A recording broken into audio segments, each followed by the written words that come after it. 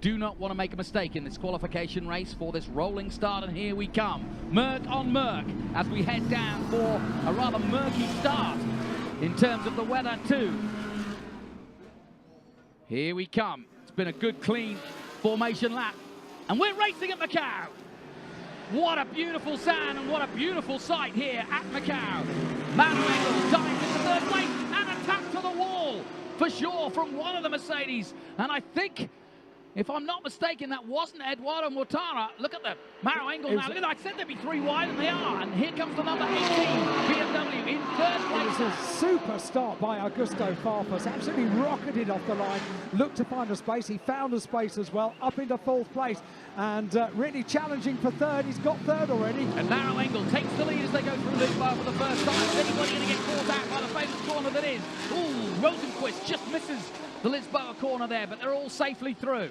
Super stuff by the Brazilian in the 18th BMW Art car.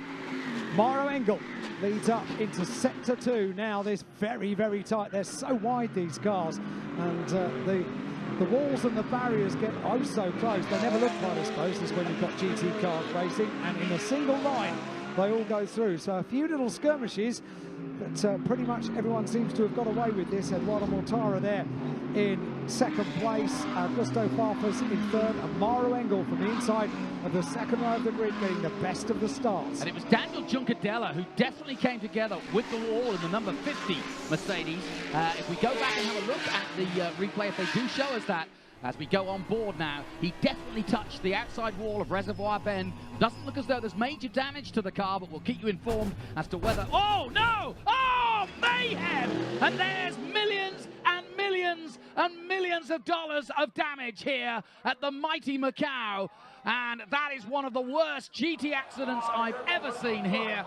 And in the place, the city that is a gamble, the lottery has absolutely come to an end. Right at the front of here is the 911, and you can see his frustration. Cars everywhere. Lucas de Grassi not even on the ground. Not on the tarmac. And not able to get out. Did anybody make it through? No hesitation in bringing out the red flag. Yes, they did, look. Course completely blocked. My goodness. My goodness. What were you saying as we walked across the bridge? Everything had been relatively clean so far today. Mm-hmm. I rest my valise. Goodness me. 4 cars come through. Wow. Into pit lane. Now, we don't know... well, let's have a look at what happened, first of all. We haven't seen what happened. Augusto Farfus in 3rd place goes through, and it's at police that they come together, and it's Juncadella who may well have been the cause, because Juncadella now backwards, and I think he had a damaged car anyway, but Juncadella is the car that's turned round. The Porsche of, is it? I'm trying to see who it was. I think it was Laurent Vantour. It is Laurent Vantour's car, There he is at the front. Yeah, Laurent Vantour came through, and all the drivers are out and having a word. But obviously, nobody happy. Lucas de Grassi in the middle of your picture there. 4 cars have got through. Only 4 cars. Well, yes, but I'm looking back at the 99 still of the Tom Blomqvist. He's involved. So is the number 5. It just depends. The shot is not as clear, but I can tell you a concertina effect, given that you're coming down Moorish Hill into this right-hander, could mean that literally the whole field has been affected in some way or another. And I can also assure you that we've got a long wait for the resumption of this one, folks. But if you've just tuned in and you've never seen the Macau Grand Prix, this is not bad driving. These are the very best drivers in the world. I can see that Felix Rosenquist is out of the car and okay. My first thought is that everybody's okay. Laurent Vantour taking a tour around his car.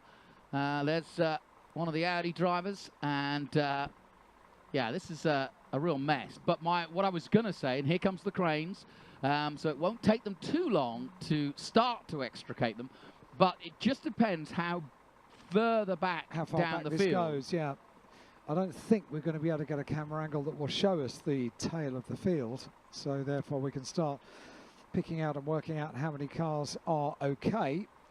So certainly we've got Nico Muller's car there, hard up to the barrier on the left-hand side of your screen. Nico Muller's Audi pressed up. It's a scene I've seen in Formula 3 many times, but never in GTs, not to this extent. No, we did say this the very, very tight section of the circuit, and GT cars get wider and wider, don't they, with every incarnation of a GT car. So the road completely blocked. So I almost can't bear to watch this. I know, it's painful, isn't it? I'm sure the teams and the manufacturers can't bear to. And there's the first Audi out of the way. That's the Honda. That's the Excuse NSX. me, that's the NSX Honda. Yeah. Now Marciello is in the pits. And you know what? The other thing that's happening at the moment is it's getting darker and darker, as if rain clouds are looming in. They reckoned on the weather forecast, if we got a shower, a proper shower, it will be about 1 o'clock this afternoon. It's 25 to 1, everybody. Local time. So Rafael Marciello talks to the AMG team. His first outing with this Mercedes crew at Macau in a GT car. And so far he's equipped himself pretty well. But now the tactics are going to go on, because amazingly, besides Juncadella, here's another look. So Farfus goes through in a third. There's Juncadella, basically, I think, the cause of the accident, unless Laurent Vantor was trying to go through on the inside. Yeah, which is a no-no. And it's only a guess. There's no room. It's only a guess. Look at this. As to what happened leading up to that.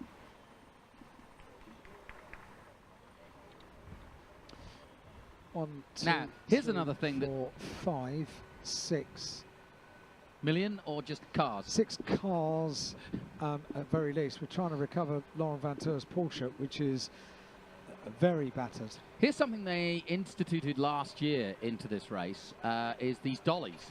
They work really well. They do. They literally just pick the front of the car up, put them on the dolly, and then pull them away.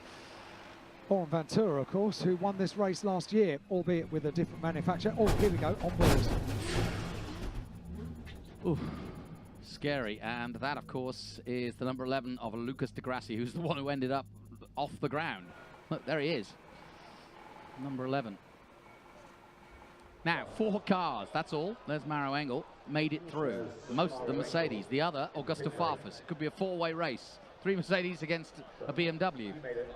Yeah, what a peculiar situation. I think you're right. I think there are going to be plenty more cars that are unscathed. I mean, looking down to, I would argue that if the other guys were smart enough to get off the brakes or get on the brakes early enough, Rosenquist was definitely involved in the incident because he was out of the car pretty quick. That's 11th place. But we could see the likes of Marco Wittmann, Bertolotti, Dumas, Young, Robin Frins. I say that tentatively. Potentially, this could be absolutely brilliant for Robin. Yes, it could. He needs a recovery. It was a tall mountain to climb from the penultimate row of the grid. But with, obviously he wouldn't want it this way, but with a number of cars not able to take any kind of restart, then a number of places can be made up very, very swiftly. Good news, if there is that, if there is any good news from this, as they take Juncatella's car out of the way. So let's have a look at. Well, I'd like to see how Laurent Vantor approached this corner now. If you go on board with Laurent Vantor down the hill, the next is the right-hander, and you can see Mercedes of Juncadella is in front of him. Okay, he was unsighted, to be fair. I'm not putting any blame on him. Juncadella had already hit police bend by the time that Laurent Vantor came across him. And so no blame apportioned, I'm afraid, if I'm going to put any blame in right now, and I don't want to. Let's not.